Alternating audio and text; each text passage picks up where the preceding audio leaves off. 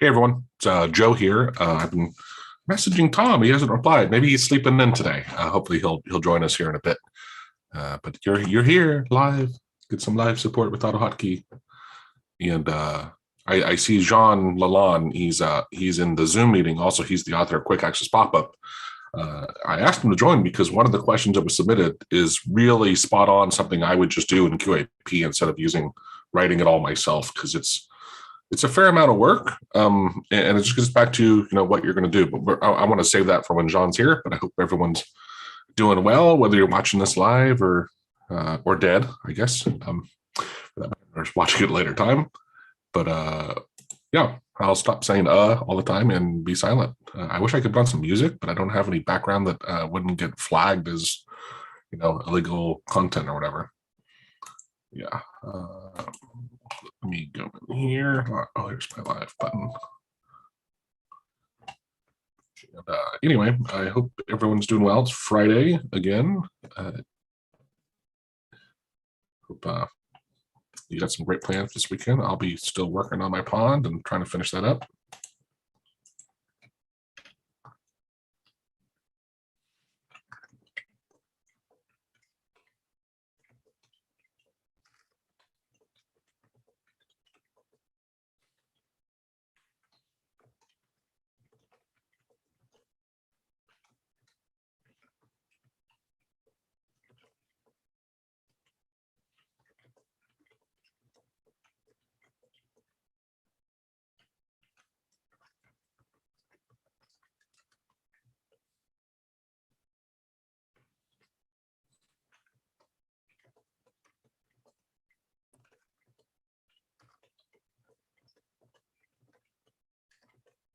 I'm responding. I'm having a guy come here and mow out in front. He got really tall, and he's going to use his tractor with a hedgehog, not hedgehog, some other name of something. Just going to go down. Does anyone have any questions? And then here in a minute, I'll jump into some of what I've been working on.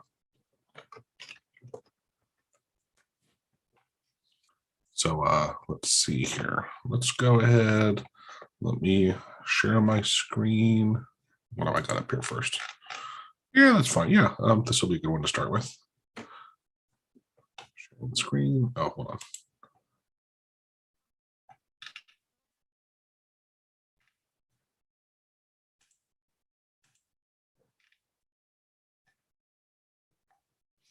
Make sure I'm actually live on my. I think I was. I think it came up. Oh yeah, it's going well. Here we go.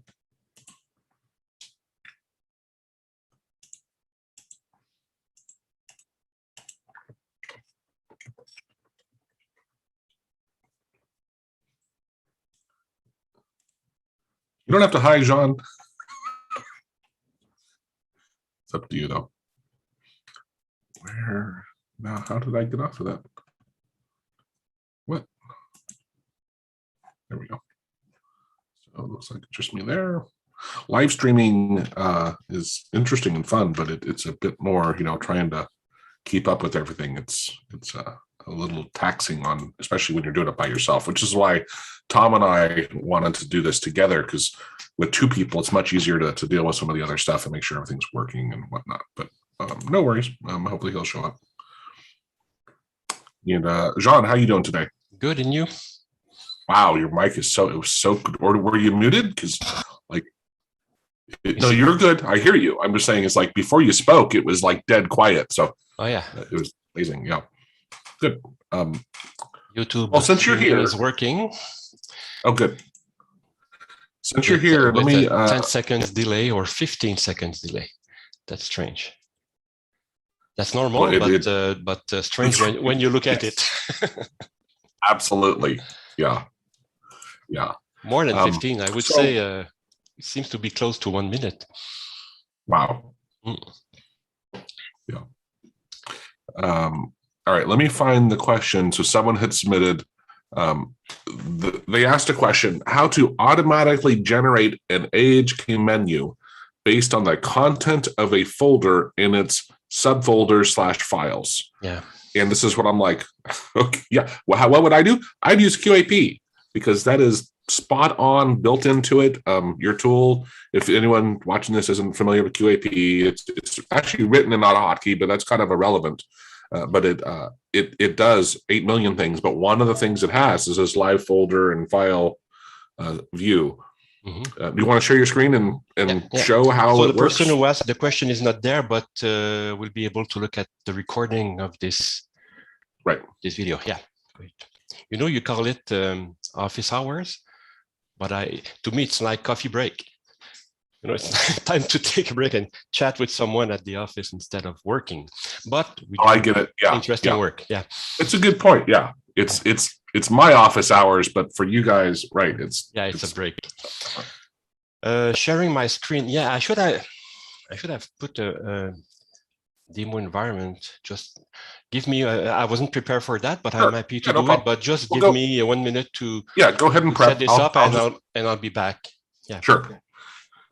So Jean and I have made, but Oh, it doesn't matter. Jean and I have made, boy, I don't know, maybe at least 10, I'd say, videos together, maybe more, mostly on Quick as Papas. He's also joined us and led a webinar just the other day on Intro to Objects and on AutoHotkey. It was really great. So if you didn't get a chance to watch that, go ahead and check that out. The first hour was him covering a real basic intro. And then at the beginning of the second hour, we still covered objects a bit. And then we jumped into some other, what people are doing, helping with their codes. And it was very interesting. But Jean has, because he's the developer for Quick Access Pop-Up or QAP, he has an environment, a virtual environment, where he doesn't have to worry about sharing any private information, which, could be very problematic, especially when you record stuff and share it with the world. So he wasn't expecting this call. And I just pinged him and said, why don't we show QAP for this? Because it's how I would do it, right? You want to live be able to click a button and see what's in that folder, what files are there, and then be able to click it and probably be able to launch them, right, is what I'm going to guess that guy wants to do. Because he didn't mention that. And of course, if he doesn't want to launch them, that's where you would want to build your own tool. And you basically would loop over the files and folders and then build a menu, probably using like a list view, and then be able to select them. And then when you select things and you maybe hit enter or double click or something, you can get what's been selected and then loop over them and take an action with them. But again, if all you're wanting to do is to see what's there and then possibly launch them or open the folder, then QAP is absolutely the way to go, because it's all a GUI. I shouldn't say there's no programming, because you can dynamically add stuff and do programming in it. However, for most people, they don't even know that what AutoHotkey is. They're just using it to have a very quick, easy access to files and folders on their computers, besides other things like launching things. I use it, I don't know, maybe 100 times a day. I mean, it's very, let me go ahead while Jean's, I'm ready if you wish. It's so weird because I had my live streaming screen up, and so I didn't see you, and I'm like, who in the world's talking? Yeah, cool. Yeah, I'll be there in 1 minute with the streaming delay. Do you see my screen? Yes. Yeah, looks good. Okay, so it took a minute just to update Quick Access Pop-Up on this demo environment to the latest version, which is 11.5. For those who knew Quick Access Pop-Up before, it was a paid product before, but I decided, and we may talk about that later, to return to freeware. So it's a free software so that you can download easily on quickaccesspopup.com. You can make donation if you like the product. Making donation is on the top menu here if it's something that you wish to do. So, and let me just close this one here. So this is quite the default menu that you have when you first install Quick Access Pop-Up, plus Directory Opus favorites menu, because the last demo we did was about this file manager replacement, this file Microsoft, the Windows Explorer replacement that is Directory Opus. Quick Access Pop-Up is well integrated with this file manager, as well as with Total Commander for those who use this software. But if not, it works with Windows Explorer, which is what I would say 80 or 90% of users are doing. So it is a launcher. So when you press the middle mouse button, we'll just close the menu on my local machine so that we will see here the menu on the on the demo environment. So you press the middle mouse button and it will open a menu that can contain submenus, sub-submenus, as you can see. And you control the content of your menu using the customize window, where you can add, edit, remove, and a lot of tools that are available here to manage the content. And to answer the question you received, Joe, about live folders, I will first just check what folder I could use as a demo. I will, because there's not much stuff on this. I think that here we have QAP demo. Yeah, so here we have some demo stuff here, there's some text folders.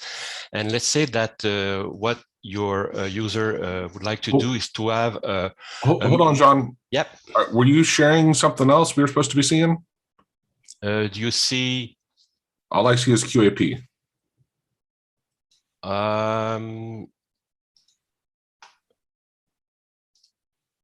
I shared my VirtualBox window, so you should see normally File Explorer now.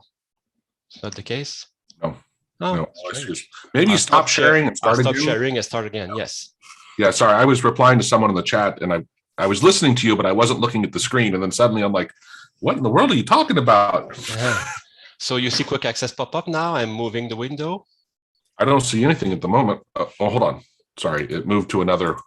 Sorry, moved. I see QAP. Yes. Yeah, and now I'm opening Windows Explorer inside the same window. You see it? No, I don't. That's strange. Try. Do you have a snipping tool? You do, don't you? Right? Oh, I'm sorry. I do. I see it now. I'm sorry. Yeah, because that's the same window. It's Zoom sharing a window that includes a virtual machine. So you should see everything that we can see here. Okay. So on this VirtualBox, we have this folder here, which is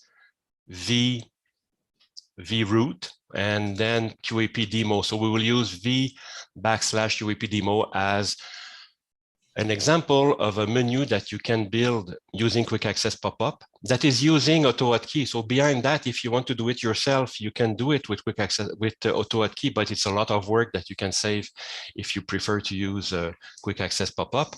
And here we can create a menu that will contain the folders and the documents if we wish. Only folders if you wish. You can also create submenus that will include the subfolders. So if we go into projects here, we add 3 subfolders. So the menu that we will build will also have subfolders that will include, and it go quite deep, but we'll see that there's a limit. If we put too much stuff in our menu, AutoHotkey, we could exceed the capability of AutoHotkey and Windows menu by having too many items in our menu. So there's some limit that we can that we have to respect. But so let's do it now with Quick Access Pop-up. First, I will just use a feature of Quick Access Pop-up that is add current active folder. So the folder we are in, so it will be added to Quick Access Pop-up menu. I will put it at the top of the menu here.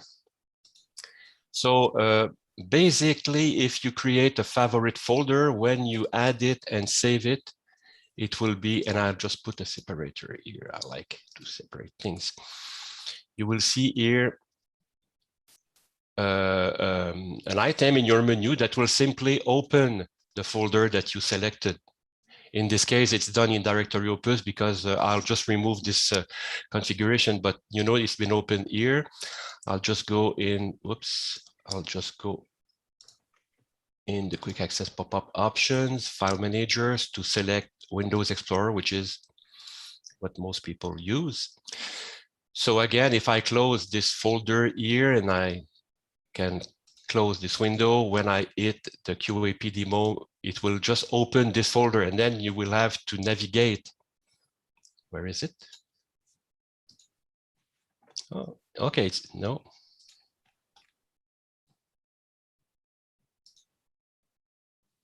I'll restart Quick Access Pop-up. Normally, changing the file manager will can be done without having to restart, but not in this case, it seems.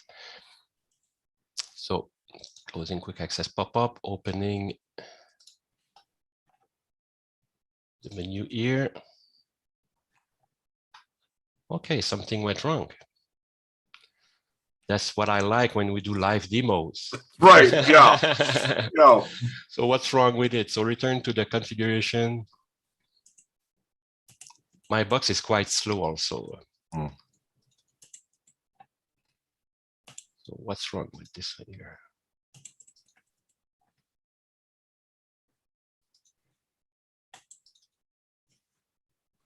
I'll change it to just vroot.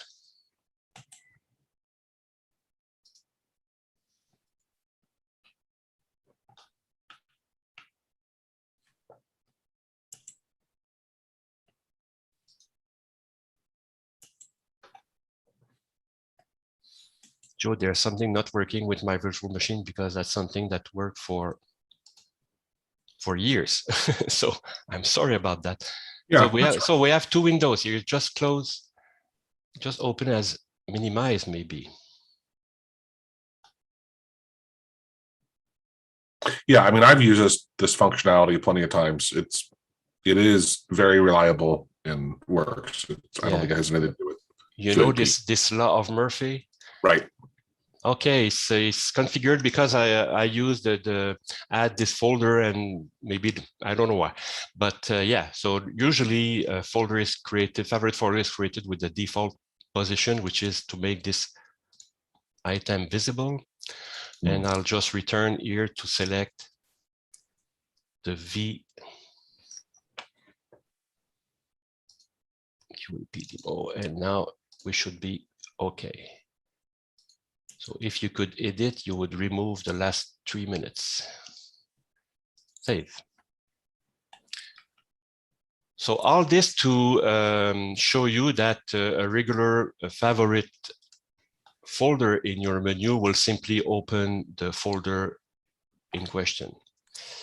Correct me if I'm wrong, we covered this in the video, right? Yeah. Didn't we cover this in the video before, I believe? Yes, it's a kind of basic feature that will be shown. So now we will transform this menu item here. Instead of just opening Explorer with the content of this folder, we will make it a live folder. So we will enable live folder here that will create a menu. By default, it will create a menu with only one level. So the current folder that we selected, it will be sorted by file name. We will see file extensions. We will show system files in this folder. You can change these options. So let's first save which most people wouldn't want, right? On average. Depends. Yeah, it takes, in fact, the default from your environment. Oh, cool. Okay. Yeah. So here you see that this menu now has a star here. It's a way to see that this is a live folder, not a regular folder.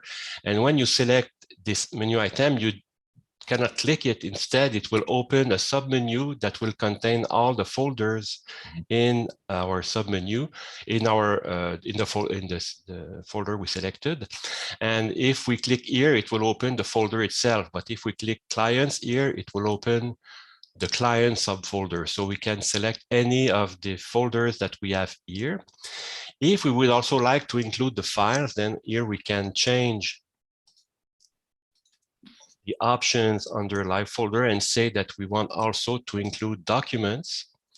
And we could say which documents we want to include or exclude by file name. So if we say, for example, that we want only text files, we could say that we will include only TXT files. We could add various extensions if we wish.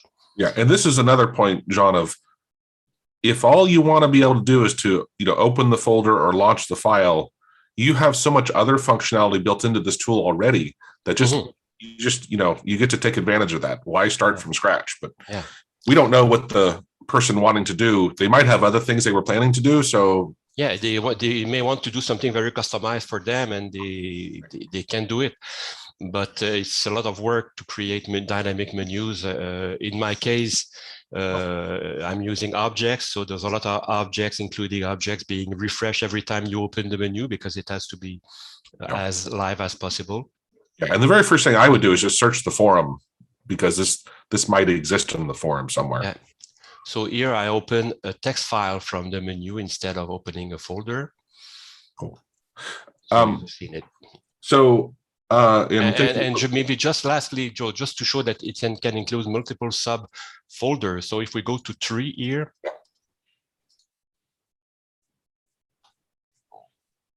yeah, which is another good point. Subfolders up to 3 level. After 3 level, it stops. If there is a 4th level, it will stop. And you have to stop at some point, because if you include every sub level of your C root drive, you will crash the menu. It's too many items, and you will reach the limit, which is 500 items in your live folder menu, which can be increased if your system can support it. But yeah, it's not unlimited. So Tyler on live chat, he posted a question regarding QAP. Yep. So he said he's found that some of his snippets and hotkeys activated from QAP they have a 10-second delay. He thinks it's related to what is set as my active window. Is there a way to turn this off? I mean, first off, without even taking into account what he said, do you have any ideas of why a 10-second delay is huge, right? Like I can understand 1 or 2. Yeah. But 10 is huge. There's a delay that you can set when you want to create a delay, but there's no delay by default. Instead, some small delays of 200 milliseconds, so a fifth of a second. I don't know, this would have to be investigated. So I would invite this user to go to the QAP forum and maybe post something, or write an email to support@quickaccesspopup.com, and then we could take a look at that. Well, do you want me to see if he can join the Zoom call? Yeah. And show us? Okay. Let's just see. I'll stop sharing for now.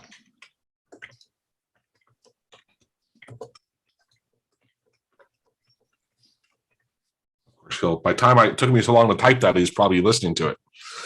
But yeah, just remember, Tyler, anything you share, it's going to be seen by everybody everywhere, right? So if you have private stuff, then don't join, because we don't want to have to worry about that.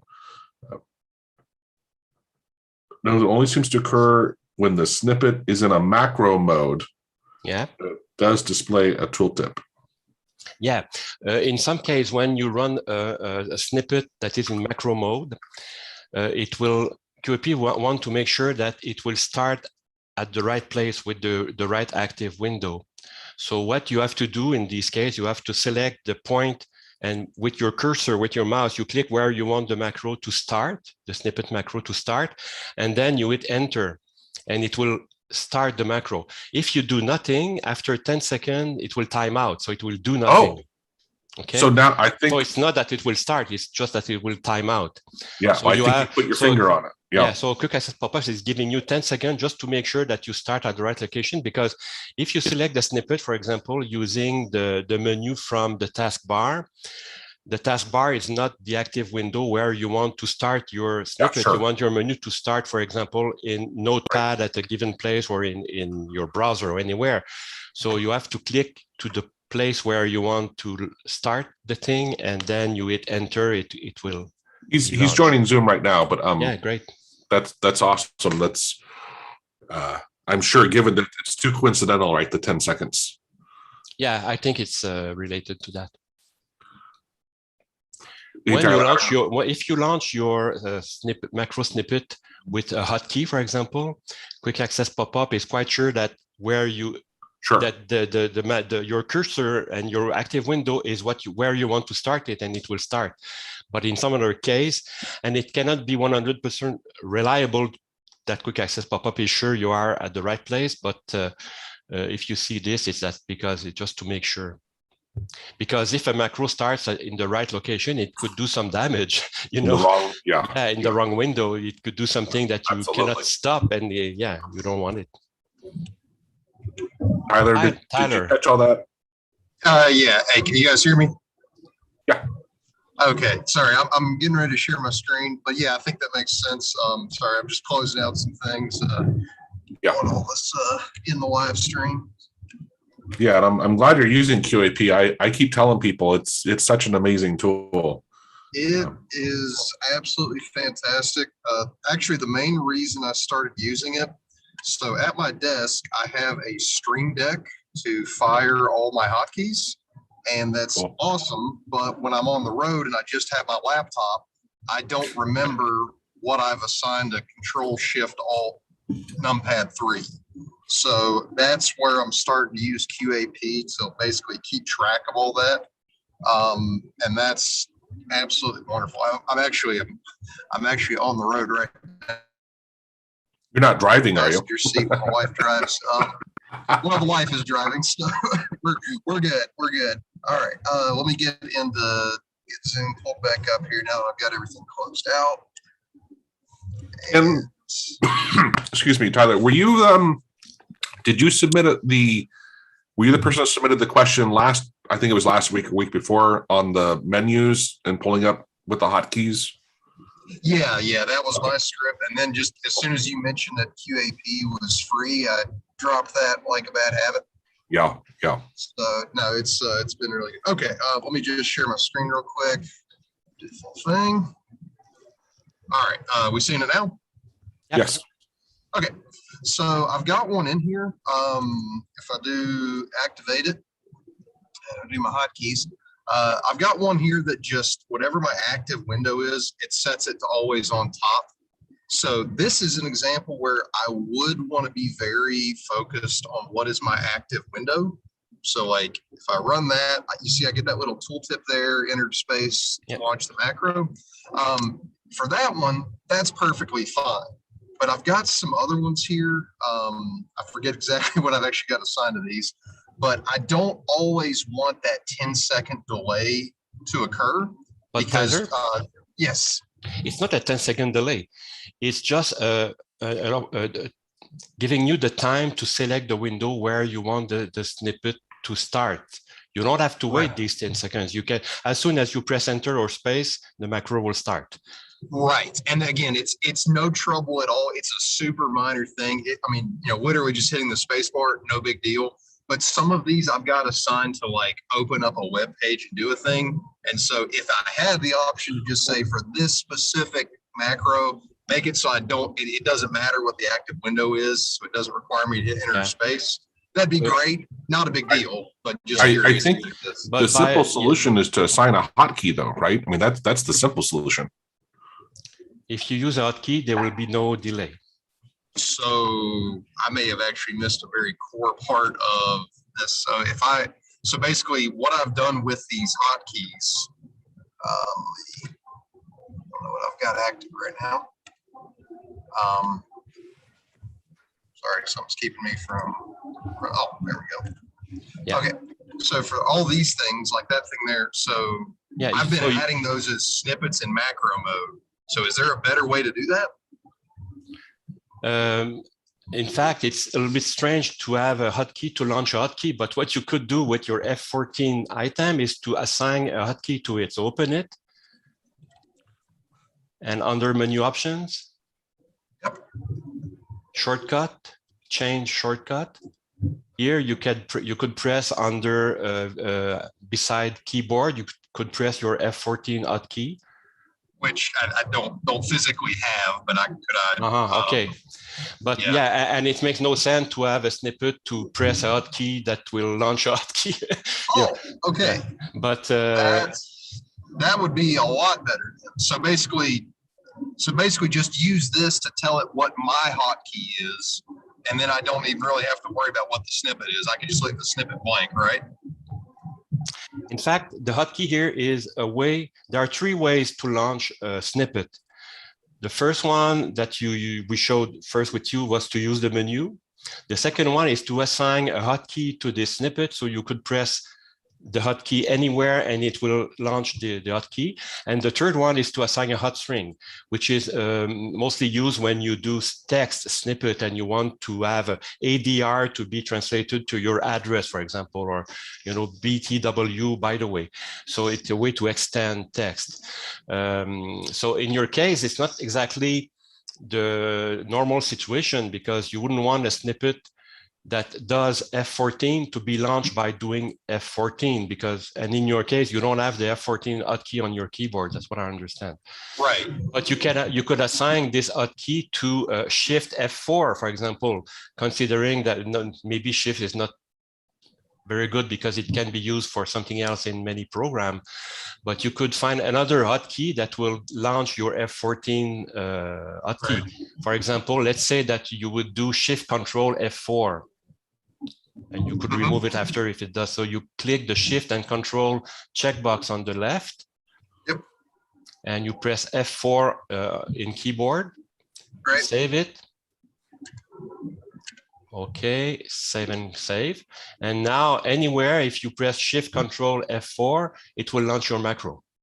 It will launch your snippet that will press F14 and then do what your F14 hotkey would do on your machine. I think in my case, I've actually already got another hotkey already assigned to that. So that was It could be, yeah. You'll change it but, maybe. Yeah, so I guess in my case, it really is, it's a very different use case because I really have no interest in using these as actual snippets. For me, it's just purely a way to keep track of what my hotkeys are. Yeah. I would only, so I guess is my understanding correctly that there's no real way to just basically say, I want to make a menu item here that just pushes F14. Don't worry about snippets. Just I want it to be F14 on that menu item. Macro snippets is the way to do that using quick access pop-up. You create a snippet of type macro, and then you assign this curly bracket F14 hotkey inside your So exactly like I've got it set up now, but I guess going back to the original question, if I do that, it's just hardwired. It's going to put that 10-second wait period, I guess I should say, and there's no way to turn that off. Yes, if you can find a hotkey that is not used for something else. So instead of Shift Control F4, we could use Shift Windows F4 maybe, and then pressing this will launch will execute the macro that will do F14 for you, and what is assigned to F14 will be executed. Well, what I would even consider a hot, even though it's a couple more letters, a hot string like F14 period, would work perfectly fine. You would have to be in a text editor to type F14. Fair enough. Yeah, and you want the macro to start from anywhere. But let me just understand something. You don't have F14 key on your keyboard, but there is something assigned to this key that you want to launch, because if there's no F14 key, nothing could be executed. That's why the way I do it with the Stream Deck, the reason I really like the F14 through, or like actually F13 through F24 is because I know I'm going to activate anything else in any program. So like this is what I see when I have my Stream Deck when I'm actually at my desk. And like there's one here, let's see. What I actually did was inside the Stream Deck, I would say when I physically push this button on the macro pad, instead of pushing like something I have access to, it pushes this imaginary F14 key. And so it's like a reserved macro button. Yeah, like, so here's one. This opens up a very specific website. So when I push it on the Stream Deck, it pushes the F23 key, which then activates my hotkey that runs my script. And so like, that's an example where I want to be able to do that with quick access pop-up, but it just like instantly run. But Tyler, because you're using that when you don't have the Stream Deck, correct? Yeah, exactly. So why don't you skip the whole stream when you're using QAP, skip the intermediate step and just launch the thing that you're having, this launch. Does that make sense? For example, if it is a website, you could create a link favorite in quick access pop-up and assign the hotkey. I'm not sure if F23 would work in this case. Because let's pick one example of what does your Stream Deck do when you pick a button, whichever button you want. So like for this one specifically, I use this, I'm in software tech support stuff. So like if we have a ticket number, what I use this for is I'll highlight the ticket number in an email or a chat. And so this specific button launches F23. which then copies what I currently have selected. It goes to that website, it pastes that ticket number into the search bar and immediately opens up that ticket. But where is the program that does what you just described? It's just an AutoHotkey script. It's just, I've got it. Actually, don't actually want to pull those up. I might have. That's fine. Some, that's fine. yeah. But let's say you had the path to it, right? Sure. You can straight from QAP just tell it to launch that script for you. There's no reason to have it go through Stream Deck for you. Well, sorry. So this isn't actually routing through Stream Deck. Like when I push F23, it has no concept of the Stream Deck. Like pushing like the Stream Deck is just a way for me to push F23.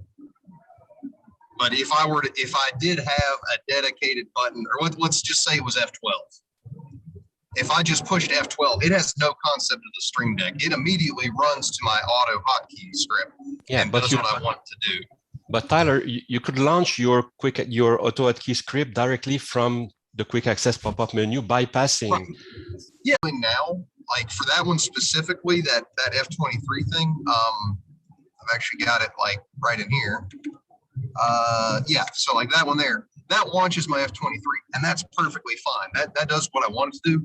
I was just curious if when I do that, I believe even in that case too, I think it was also introducing that 10-second wait period. Yeah. Okay, but again, it's not a 10-second wait. It's a 10-second period where you can press enter or space at any time. So if you press enter after 1 second, it's just a 1 second delay. But again, if you, let's just us show you something. If you click here, add, and you select application, application can be any executable file, exe, but also batch files or AutoHotkey scripts. And here you would enter the path in the application path and file name. You enter the path to your script. Okay. And then you could assign, if you wish, you could assign a hotkey to it, but you wouldn't need if it is already in your menu. If you prefer to use your menu in this case, the script can be launched directly from the menu. And if you assign a hotkey under the menu options, this hotkey will launch your script. Okay. Oh, that's cool. And there will be no delay, because delays is very specific to macro snippets. Gotcha. Oh, that's totally cool. It's a different setup for you when maybe you're on the road, but it could achieve the same result. I guess from what you're doing with your button software, which I forgot the name. Right. Yeah. No, that's totally cool. That gets me squared away. I'm happy. So again, it's all good. All good. Yeah. Alan had commented he has a Stream Deck also. He joined here. I don't know if you had anything to add or ask, Alan, but yeah. Can you hear me? Yeah. Hi. So, hi. So yeah, I have a Stream Deck XL. I was actually going to just share my screen. So Stream Deck's fantastic. I understand the aversion where, you know, I know Joe was saying, well, why not use something on screen, whether it's QAP or, you know, even a GUI, and those are fantastic. And they certainly fill the gap if your Stream Deck isn't with you. Obviously having the physical media there is helpful, because you can, you know, get to it very quickly and you can get very specific. So what I was just going to interject with quick, just to add, you know, with the Stream Deck, you can trigger a send message to your AutoHotkey script. And that way, you know, you can throw in, you know, a W param and an L param, and it gets very specific. So you don't have to worry about booking hotkeys on your keyboard that maybe you'd run out of, or that are, you know, certainly going to be difficult to remember. And that's the part where it may not be that replicatable if the Stream Deck's not there. Sure. So like on mine, I have like scripts that do a bunch of VBA macros in Outlook, or in Photoshop, they'll just drop logos, which are just references to the file in the AutoHotkey script. But, you know, yeah, I guess you'd never have enough keys, I guess is the essence of that.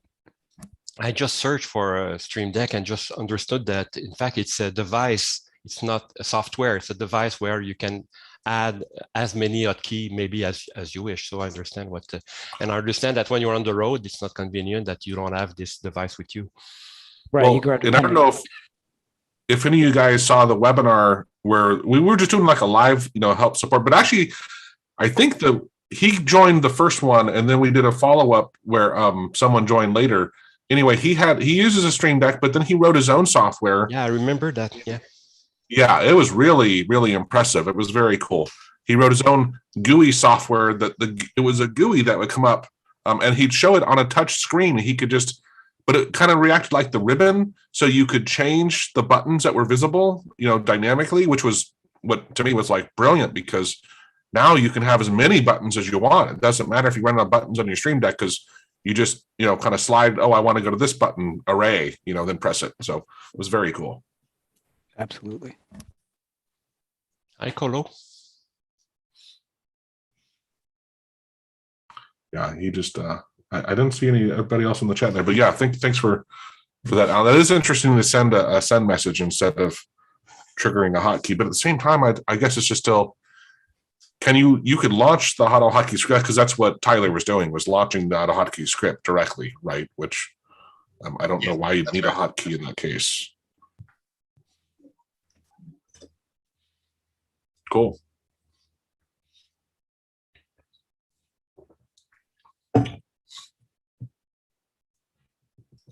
Carlo, did you have anything in particular you had a question on, or?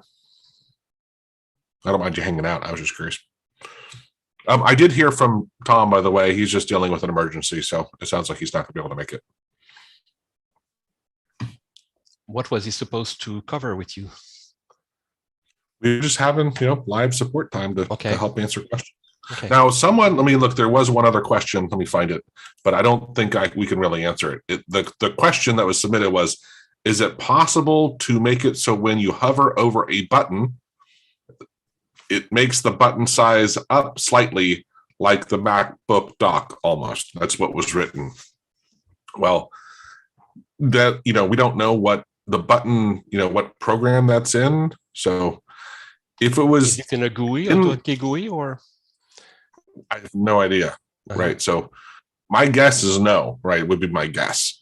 But the first thing I would say, which blew my mind, Jean, when I started playing with controls in like older programs, the fact that you can hide them, resize them, move them, do whatever you want with the controls. I mean, it was really, connect to any of the older style, programs and totally tweak how they work. It was mind-boggling to me. So that was really cool. So in older tools like Notepad and even Cite and other things, you have a lot of functionality you can do. Yeah. In newer tools like Excel and good luck with Word. Office. Yes. Yeah. Just in Quick Access pop-up, there's a feature for folders where you can set the position of the window, of the Windows Explorer window, that can be controlled. But if you try to do the same thing to control the position of a Word window or Excel, it just doesn't work. Excel does not listen to what Windows is asking, because in fact you're going to Windows to ask to change the position, but it looks like Office tools are not complying to Windows rules, which is maybe, If you're working on a web page, like let's say you were doing something in IE or Chrome, theoretically you can dynamically update the DOM and have an effect of what you're doing, right? So you theoretically could. It'd take some considerable amount of work, but you probably could there as well. And of course, back to your point, your initial response, Jean, if it's an AutoHotkey GUI, absolutely, like you have full control. And actually, that reminds me, Hellbent. I don't know, Jean, have you ever seen Hellbent's channel? He does a lot of GUI stuff with AutoHotkey. Mm-hmm. He was going to join us. I should ping him and see if he's still around, because he does amazing stuff with GUIs. And we had a call the other day, but he would be a great person to give a real example of. He doesn't really work with the built-in AutoHotkey GUI stuff. He creates custom GUIs and then does all this crazy stuff with them. Somehow the HK installers. Oh, sorry. I would like to see a video from you where you make a web page in an AHK GUI so it can be styled with CSS and HTML, similar to how the HK installer works. The first thing I would say is just using. I did a video a while back with Maestriath using his HTML message box stuff. And in that, it can handle definitely HTML and I believe CSS as well. And I think I did one with RaptorX/Azaleas as well on this. It is an incredibly powerful thing to be able to do. I just don't work with GUIs enough. Otherwise, I would say, let me show you. But it is very cool.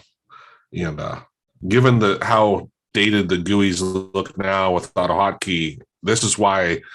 What's it called? Proton? Is that what it is from Geek Dude? So Neutron, Neutron. Neutron.ahk, and then he's working on, I believe, Positron, but he said he had a lot of challenges with some of the JSON parsing because it just ends up being a real lot of data. So he had to write a custom. Oh, he's pretty much, he just the other day during the webinar, we were chatting some, and I think he said he had finished the JSON work and he was switching back. He was going to get started on creating if I remember correctly, like creating a custom object for dealing with webhooks, if I remember right. I can pull it up, but yeah, he does amazing stuff. What was really funny because he had said it was that's right, John. It was the webinar objects where you were doing it, and he's chatting, and he is like, yeah. Initially, when he first, because I guess he was learning it with AutoHotkey when he was just learning objects, he's like, but I already have access to all this stuff with like the fake array kind of approach. And then over time, he realized, like, holy cow, like objects are extremely powerful, but it's that intro when you first start using them, and it's just that's the way it is, right? We all baby step into them. Like I said, I'm kind of mid-level. I'm guessing mid-level, but I use them predominantly for storage and not a lot more, but just easy access and nesting, 2 or 3 levels deep, right? That once you understand that is very helpful. Okay, Colo, he said he had to bail, but let me see if I can find. I'll put the link in this video regarding the Maestricht custom HTML message box. It's very powerful. And at one point, I believe Geek Dude, or maybe that was just on a 101. I don't remember if we shared that in a webinar of the Neutron and stuff he's been working on. Does anyone else have anything that they're working on, having troubles with? Jean, you've been which is normal, right? Just focus on QAP, right? So let me see here. Yeah, Maestricht is showing HTML GUI. Now this is a different one than I was thinking of, but this was also a very good one. I'll post the link. Oops. Post the link in the chat on the stream, the live stream. Because we did one years ago, and then I forgot Maestricht had updated it, and this is the one we did not so long ago. But I put the link in the chat there. It was fascinating how the problem is you have to really understand HTML and CSS to be able to leverage that, and that's where the beauty and simplicity of AutoHotkey GUIs, they're so quote unquote simple to work with because it's really Windows that's doing all the heavy lifting, and we're just kind of wrapping it and sending little bits of information to it. But let's see. You know what? I just wanted to say thanks for the automate my task. Oh, cool, good, awesome. I actually just used it just the other day. I was automating something for a client that they had a specific thing they're doing, and they're in Skype a lot. And Skype, the new versions of Skype, I think it was I looked at it was like a Chrome class.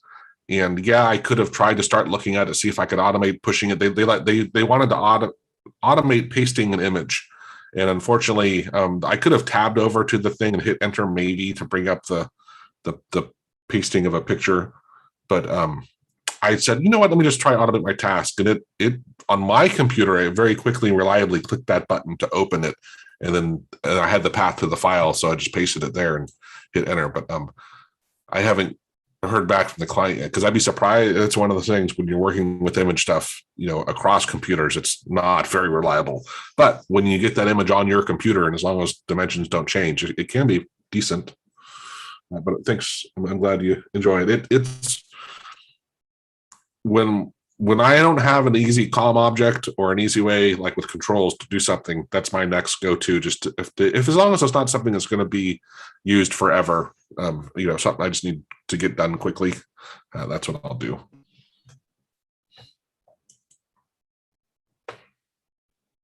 Cool. Well, let me share my screen and show one thing I was working on. So just so y'all, I know last time we were talking about APIs, and here, what I've done is this just has my hotkey basically for launching it and a couple of things, but I could comment it out and just launch it from scratch and it'd be fine.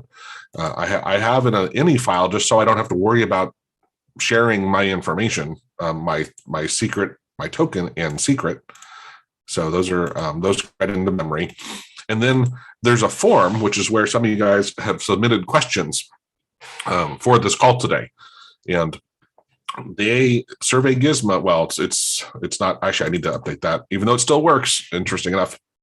It's now alchemer.com. I don't know if I would just swap this if it still works, but they have an API that's available. And I had worked with it years ago. So I said, let me borrow from that. And instead of going and saying like, okay, who has submitted new questions and manually exporting like a CSV file or an Excel file and have to dump it, because like last time, right before the hour, someone submitted another question. And if I'd have to go back and do that again and again, and it's just painful. So what I do is I have the survey ID here. That's the unique ID for the responses. And then this is actually borrowed. I didn't want to get rid of it right now, but it's because it looks at a timestamp, and that way it'll say, hey, when was the last time this run? Okay, only get responses that have happened after that time. But for this purpose, I'm not using it right now, so we'll just disregard that. But here, the build filter, this is that filter I just described, so let's not worry about that. And then it jumps into the API call, and we pass the URL, which is really the endpoint, I should have said, and the query string, which is what we're building up here. This is my query string builder, and it just takes like an object and these key value pairs. So, hey, this is the text that's going to go with that variable, the API token secret with the API secret, and the result per page with 500. And it throws that all into, I can't show it because it has my token and secret in there. So I don't want to have to change those, but it pieces it all together into the first one's a question mark. Yeah. With the key, and then the equals and the value. And then after that, it's an ampersand with the key and value pairs, equals and pairs combination until you run out of combinations of them. And then it submits that. We're down to here. So this is the COM object. So it does it's storing it in this variable here. We create the COM object. And then tell it to go get that data. And basically that's sending a request to the server. This one is sending it to the server. And then we wait for a response. It automatically waits for it. When it comes back, it takes it. I have a parse JSON function, which it's on my website. And it shoves it into an object. And then I tell it, hey, for Studio, display it in this output window. And I don't want to scroll down too low because there's some people's email addresses in here. But at the top here, this was me. I'm not in Cumbie, I'm in Lone Oak, but it's my ISP, right? That's where they tell me this information. So it's really cool. Like the states, the country, some other information, my DMA, which doesn't matter, but it's a market area. And then my IP address, which is great. And then, here's where it came from. And there's a lot of data in here. See how this also starts with data.1. Here's my latitude and longitude and information. And here's the what question. Now it even lists the questions that are in my survey as well as the responses. So it has a ton of data. It's really thousands of lines long, right? Because there's, I think there's about a dozen or more responses, but it goes and gets all that. But of course, I don't want all that, right? All I want is, for this example, I'm going to launch this now and hit this and we'll hit OK. Now it does the API call. Now it just returned, and right here, so it comes back up here, it dumps that into GS. This I can comment out for now. It's not actually doing anything, but I'm using makes this message box function and saying, hey, okay, loop over the JS data.max index. So that's the count of how many responses there are, loop over them, and then break this across lines where I put city, and then this is how I'm accessing the value, and here's my loop, right? So this is the first time through is gonna be 1, next time through it'll be 2, next time through it'll be 3. So this, I'm accessing that object that gets returned back. So here's the city, country, date submitted, and the answer. So this one was blank. I'm gonna hit OK. This was Tom. He's up in Wilmington, Delaware, I think, in the US. The date he had wrote this as a joke, but you get the idea, right? It loops over them, and so this way I don't have to log in and export this file. I can automate this. I can also, because I asked if you wanted to be reminded via email of this call, if we're going to have it. So I get emails. I could run this script just to get emails. And then, an hour or two before the webinar, or sorry, the office hours, get my email list to send out, right? And the other day, which I should have had it in, I didn't have first name. I added that to it. So going forward, I can make a personalized message to people that said they want to know, hi, Jean, thanks for your interest in the office hours. We're having it today, and give them the link and stuff. So it's just one example of using APIs. They're very powerful. Oh, that's funny.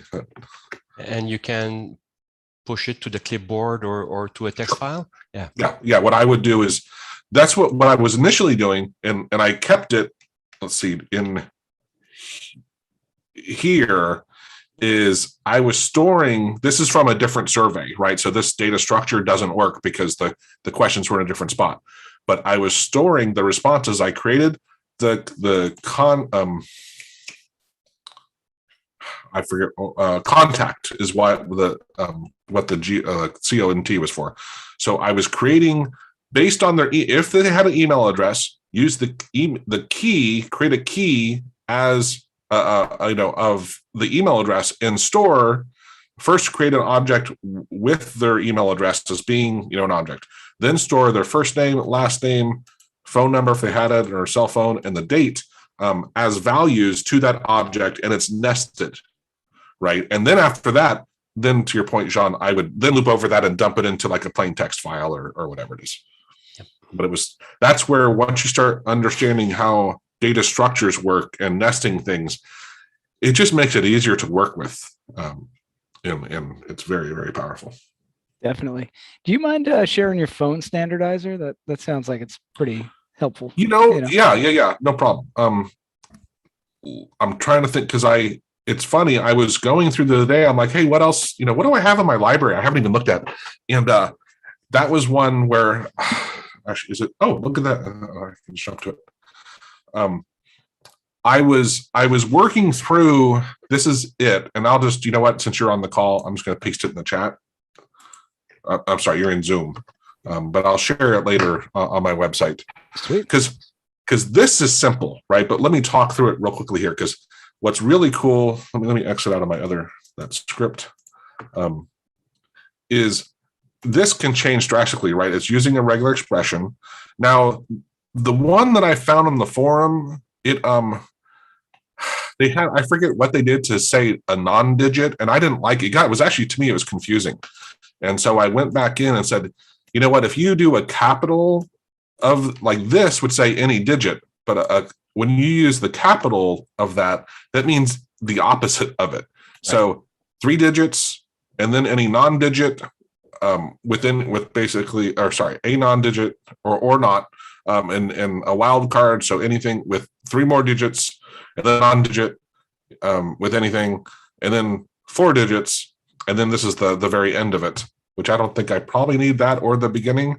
But here's where the magic to me really happens is, let me see here. I should be able to hit this.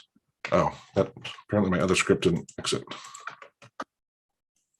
That for some reason isn't wanting to launch.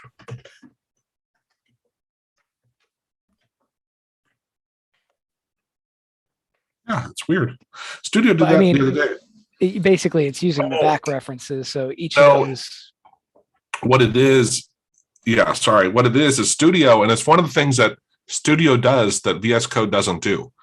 When you are in a function that is a subset of something else, it is saying, hey, I'm smarter than you. You don't want to launch this thing. You want to launch the main thing, right? So the fact is that I'm seeing it here. If I go to open folder and then bring in, what's it called? Phone standardizer. Yeah, I'm just looking at the other side. So I'm going to bring this in from here. Now notice it's its own thing, right? It has my default settings, but Now let me exit out of the other thing.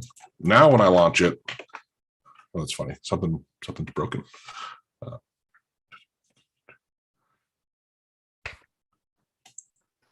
It's not that. Shouldn't matter the first part there, the phone colony. No, that doesn't matter at all. But perhaps I didn't finish. Open it in sight. Because I was making some tweaks to it, and then I got distracted with something. But that seems right.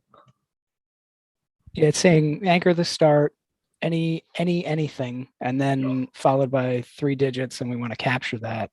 Followed by anything that's not a digit, any number of times, followed by another 3 digits, which we want to capture. Yeah. Um, Just curious. The problem was I was playing with it and then I got distracted on something. So you don't want this version. But with Studio, so let me bring over my library. In here. There's a H6 Studio backup, and in here there will be for everything you're working in. Here's the phone standardizer, and then I can go into a previous version, so you can see in here I was working on it. Let's just go into here. Let's pull this one in. That's a cool feature of Studio, AutoHotkey Studio. Yeah. So let me exit out of that one to be sure. So this now works, right? So this is what was, the carrot. Like I didn't understand what that was doing. I think when it's in a character group like that, I think rather than the typical thing that it is where it anchors the line, I want to say that inverts what follows it, or what's in the character group set. Yeah.